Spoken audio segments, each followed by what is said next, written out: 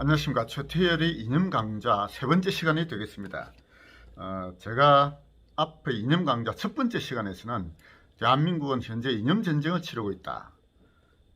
그리고 그 이념 전쟁에서 승리하기 위해서는 모두 세 가지 단계가 필요한데, 첫 번째 단계가 학습의 단계, 두 번째 단계가 조직화의 단계, 세 번째 단계가 권력 장악의 단계, 이렇게 볼 수 있으며, 각 단계에 쏟아야 할 우파 진영의 전체 노력 중에서 차지하는 비중이 첫 번째 단계에서 50%, 두 번째 단계에서 30%, 세 번째 단계에서 20%의 노력이 경주되어야 되겠다라는 말씀을 제가 한 바가 있었습니다.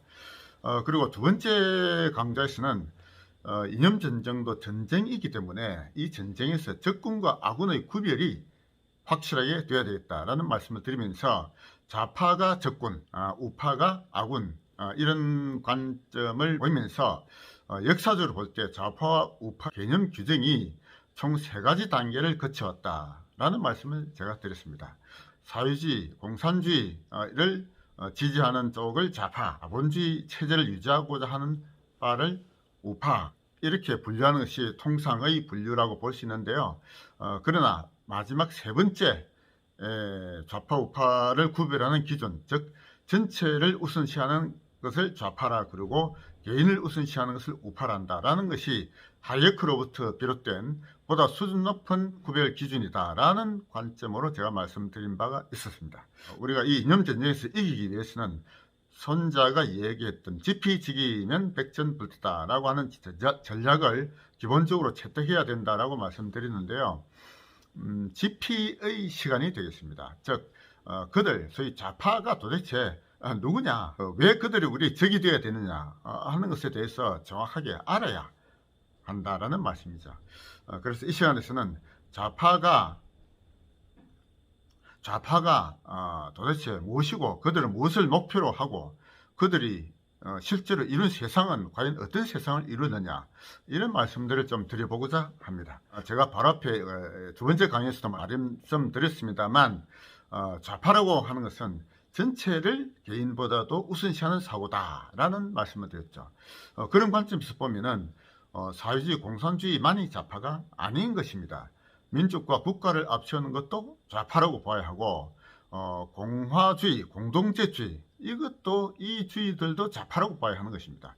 자, 그렇게 이 모든 집단을 우선시하는 가치를 모두 좌파라고 했을 때, 과연 그 좌파들 중에서 좋은 좌파도 있는 것 같은 느낌이 들지 않습니까? 좌파들 중에서 가장 극단적으로 나쁜 좌파가 하나 있죠. 즉 공산주의라는 것입니다. 이 공산주의를 제외한 나머지 이념들은 비록 그들이 좌파라고 하더라도 그들 중에서도 뭔가 긍정할 수 있는 측면이 있다 하는 것을 저도 인정하고 있습니다. 오늘 이 시간에서는 공산주의, 좌파 중에서 가장 극단적인 극좌파, 즉 공산주의자들이죠. 공산주의자들에 대한 말씀을 드려보도록 하겠습니다. 공산주의가 싹이 튼 것은 마르크스, 엥겔스로부터 시작이 되었습니다. 마르크스는 그 이전의 사회주의자들을 비웃으면서 자신이 내세운 사회주의를 과학적 사회주의라고 했습니다. 그러니까 그 이전의 사회주의자들은 그냥 꿈만 가지고 있었고 공상만 하였기 때문에 이 사회를 근본적으로 바꿀 수 있는 그런 전략이 없었다라고 보았던 것이죠. 그런데 마르크스는 자신이 내세우는 사회주의는 과학적 근거를 가지고 하는 것이기 때문에 이것은 과학적 법칙에 의해서 이루어지는 것이고, 이것이야말로 진정으로 세계를 변화시킬 수 있다라고 믿었던 것입니다. 그런데 공산주의를 비롯한 모든 사회주의자들은 집단을 우선시하는 가치를 가지고 있기 때문에 그들이 초기에 내세운 것은 참으로 아름다운 것이었다라고 보고 있습니다. 개인의 이기심을 내세워서 타인에 대한 배려가 없고, 타인의 곤란함을 외면하고 자신의 이기적 욕심만 채우는 것에 대해서 분노하는 그러한 것들이 집단을 우선시하는 좌파적 사고의 기초라고 볼 수 있겠습니다만, 그것이 나쁘다고 볼 수는 없는 것이죠. 억압받고 착취받는 자들에 대한 동정심, 연민, 이런 것을 바탕으로 하고, 억압하고 착취하는 자에 대한 분노, 이런 것들이 좌파적 사고의 출발을 이루었다 하는 것은 인정되어야 할 것입니다. 그런데 그러한 것들에 대한 작은 규모의 개선을 위한 노력들은 존중받아야 된다라고 생각합니다. 그런데 그러한 차별과 억압의 근본 원인이 자본가들이 지배하는 자본주의 사회, 이 사회 체제 자체가 억압의 뿌리이기 때문에 그 체제를 뒤집어야 한다라고 하는 데서 사회주의, 공산주의가 나왔던 것이고, 그 자본주의 체제를 폭력적으로 뒤집어 엎어야 한다는 것이 공산주의 사상의 근본이죠. 초기의 사회주의자, 초기의 공산주의자들은 가난하고 억압받는 자들에 대한 동정심, 연민심, 그들의 처지를 개선하고자 하는 그런 소명의식 같은 것이 저는 있었다고 봅니다. 그래서 기본적으로 어려운 자들과 함께하는 휴머니즘, 이것이 사회주의자, 공산주의자 초기의 자들에게 그것에 대한 인정은 하여야 된다고 생각합니다. 그래서 마르크스, 엥겔스, 레닌 이런 그 공산혁명의 초기 지도자들은 받는 자를 억압에서 해방시키는 인간 해방을 꿈꾸었다는 것은 부인되어서는 아니 될 것입니다. 그런데 문제는 공산혁명을 성공시키고 난 뒤에 사회를 그들이 원하는 방향으로 만들어 가고자 했을 때 실제로 권력을 잡았던 그들의 후세들이 실제 사회를 어떻게 만들어 갔는지에 대한 역사적 진실을 정확하게 알아야 하는 것이 매우 중요합니다.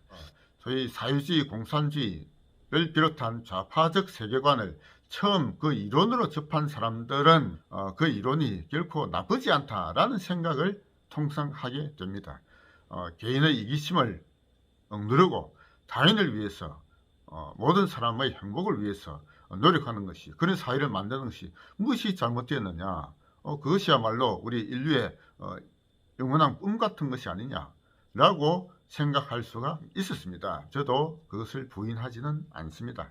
그래서 좌파들이 만들고자 하는 세상, 그 세상은 그야말로 선의 세상, 지상 낙원을 만들고자 했던 것이죠. 그러나 그 결과는 어떻게 되었느냐, 지옥으로 이끌었던 것입니다. 그래서 지옥으로 가는 길은 선의로 포장되어 있다라는 말이 있습니다. 그것이 좌파를 보는 정확한 현실 진단인 것입니다. 이 이념전쟁에서 좌파를 이기기 위한 것은 이론만 가지고는 결코 이기기 어렵습니다. 그들이 만들어냈던 세상, 그들이 실제로 이루었던 세상, 그것이 과연 어떤 세상인지, 그 역사적 진실이 무엇인지 그것을 함께 알아야 좌파를 비로소 이길 수 있다라고 저는 보고 있는 것입니다. 공산주의가 내세웠던 이상, 그들은 억압과 착취가 없는 지상 낙원을 건설하고자 하였습니다. 마치 에덴 동산을 이 땅에서 만들고자 했던 그런 꿈이었다라고 봅니다. 따라서 그런 꿈에, 그런 이상에 많은 젊은이들이 그에 현혹되어 그 꿈과 이상을 쫓아서 평생을 그 운동에 뛰어들었던 많은 사람들이 있었습니다. 그것은 종교적 믿음과 같은 것이었고, 그것을 위한 목숨의 던짐은 순교자와 같은 그런 마음을 가지고 뛰어들었던 것입니다. 그런 그들의 헌신에 대해서 우리는 이해를 하여야 합니다. 그런데 실제로 그들이 권력을 장악하기까지의 과정은, 그런 혁명적 과정은 어떻게 보면은 참으로 위대한 여정이었다라고 볼 수도 있습니다. 그러나 중요한 것은 그들이 권력을 장악하고 난 이후에 발생했던 현실이 과연 어떠한 세상이었는가를 알게 된다면 그들이 얼마나 헛된 꿈과 이상을 쫓아서 불나방처럼 뛰어들었는지를 알 수 있게 되는 것입니다. 실제로 그들이 권력을 장악하는 과정에서도 여러 가지 문제가 많았습니다만, 권력을 장악하고 난 이후가 훨씬 더 큰 문제점들을 만들었습니다. 그들이 권력을 장악하고 난 이후에 하였던 일들을 몇 가지 말씀드려 보도록 하겠습니다. 그들이 가장 먼저 했던 것은 자유재산의 몰수였습니다. 지주들로부터 땅을 빼앗고, 사장으로부터 사업체를 빼앗고, 재산가로부터 재산을 빼앗고, 그러므로 해서 공평한 세상을 만들겠다고 하였습니다. 그렇게 재산을 빼앗고 난 다음에 한 일은, 그들은 인간 개조 작업을 하였습니다. 사람을 출신 성분에 따라서 몇 가지로 구분하고, 소위 그 전에 유산자 계급은 그 정신을 뜯어 고쳐야 하기 때문에 그들은 집단 학습을 시켰던 것입니다. 자신들이 체제에 순응하고 따라오는 것처럼 보였던 사람들은 어느 정도 용서를 해 주었지만, 자신들이 체제에 순응하지 아니한 수많은 사람들을 인간 개조를 한다면서 집단 학습을 시키고 강제 노동을 시키고, 그리고 강제 노동 수용소에, 감옥소에 가두었던 것입니다. 계급을 없앤다고 하면서 배급 권력을 장악한 새로운 계급이 등장하게 되었던 것이죠. 그러한 새로운 계급을 노멘클라투라라고 불렸습니다. 새로운 계급, 유산자들의 재산을 빼앗고 그들의 인간 개조 작업을 시키고 강제노동 수용소와 감옥을 경영했던 그들은 새로운 권력 집단이 되었습니다. 저항하는 사람들은 감옥에 가두고 인민재판을 통해서 공개적 처형을 하고, 그러한 세상을 견디지 못했던 수많은 사람들이 거기서 탈출하게 되었던 것입니다. 억압과 착취가 없는 지상낙원을 건설하자라고 하였던 그들의 최초의 구호는 새로운 권력자가 등장하면서 그 이전의 어떤 억압보다도 보다 더 억압적인 그러한 지옥을 만들었던 것입니다. 그들은 애당초 그런 억압과 착취가 없는 낙원을 건설하자고 했던 인간 평등, 인간 해방을 부르짖었기 때문에 새로운 세상에서 그들이 실제로 휘둘렸던 것은 그와는 정반대의 현실을 만들었죠. 그런데 그것은 그들이 애당초 약속했던 그들의 원리의 목적에 어긋나는 것이었습니다. 따라서 그들은 끊임없이 거짓과 위선과 허위에 의존할 수밖에 없었던 것입니다. 그들의 거짓과 위선은 그 공산혁명을 이루고자 했던 지도부의 인사들의 개개인은 말할 것도 없거니와 그 전체 사회 체제가 모두 거짓과 위선에 가득 차 있는 허위의 왕국을 건설했던 것입니다. 그 마지막 왕국이 지금 북한이라고 볼 수 있습니다. 1980년도 후반기에 이르러서 그들의 체제는 자신들 내부에서 허물어 내렸고, 베를린 장벽의 철폐를 시작으로 동굴압파는 모두 공산체제가 무너져 내렸습니다. 소련마저 해체되면서 사실상 공산주의는 그때 이미 역사상 사라졌다고 보아야 합니다. 그럼에도 불구하고 오늘날 공산주의는 여전히 그 명맥을 유지하고 있죠. 중국을 비롯한 쿠바, 베네수엘라 이런 나라들이 아직도 그런 체제 하에 남아있고, 가장 악독한 체제로 남아있는 것이 바로 북한인 것입니다.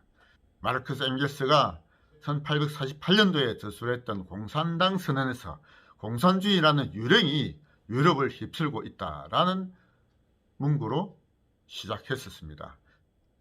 그런데 20세기 후반기에 들어와서 그 유령은 이제 그 힘을 다 하고 역사의 뒷자락으로 거의 사라져 버렸다고 느꼈습니다. 그런데 그 마지막 뿌리가 살아남아서 아직도 여러 곳에 남아 있는 것이죠. 공산주의라는 사상 체계는 이제 세계사적으로 보면은 그 수명이 다한 사상입니다. 이미 죽은 사상입니다. 그런데도 오직 이 대한민국에서 북한을 민주기지로 삼고 남한을 미국의 친식민지라고 보는 그런 역사관을 가진 자들이 현재 지배 권력을 장악하고 있는 주사파인 것입니다. 그들은 남한을 미국으로부터 구출하여서 북한과의 연방제를 통한 공산사회를 만들고자 하는 꿈을 아직도 꾸고 있는 것입니다. 이제 우리 대한민국의 국민들은 지난 문재인 정권 4년을 겪음으로 해서 이제 그들의 실체를 상당히 깨달아가고 있다, 저는 그렇게 느끼고 있습니다. 우리 국민들은 이론적인 학습을 통하지는 않았지만 문재인 정권이라는 주사파 정권이 그동안 해놓았던 여러 가지 정책들을 통해서 이렇게 가서는 안 되겠구나, 이렇게 가는 것이 공산화로 가는 길이로구나 하는 것을 국민들이 이제 깨닫고 있는 것이죠. 이번 서울과 부산의 시장 보궐선거를 통해서 우파 진영이 단일화 되어야 정권 교체로 갈 수 있다 하는 것을 우리 국민들이 이제 깨달아가고 있다라고 저는 그렇게 느끼고 있습니다. 이런 힘들이 모여서 불과 1년도 안 남은 대선에서 우리가 이 좌파 정권을 종식시키고 자유주의 진영으로 정권을 가져올 수 있다는 희망을 가지고 있습니다. 최태일의 이념 강좌 세 번째 시간을 마치겠습니다.